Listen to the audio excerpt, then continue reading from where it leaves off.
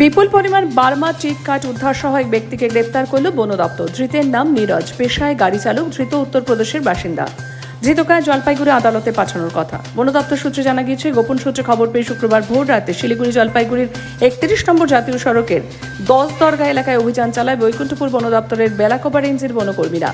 তাতে নেতৃত্ব দেন রেঞ্জার সঞ্জয় দত্ত। একটি 10 টাকার কন্টেনার গাড়ি করে কাঠগুলি নিয়ে যাওয়া হচ্ছিল। গাড়িটি আটক করে তল্লাশি চালিয়ে বিপুল পরিমাণে বার্মা টিক কাঠ উদ্ধার হয়। উদ্ধার হওয়া টিক কাঠের আনুমানিক বাজার মূল্য প্রায় 40 লক্ষ টাকা। কাঠগুলি আসাম থেকে নয়ডা নিয়ে যাওয়া হচ্ছিল। গাড়ির চালক কাঠগুলিকে কোনো বৈধ কাগজপত্র দেখাতে না পারায় গাড়ির চালককে গ্রেপ্তার করে বন দপ্তর। এই ঘটনায় আর কারা জড়িত রয়েছে তা জানতে তদন্ত শুরু করেছে তারা।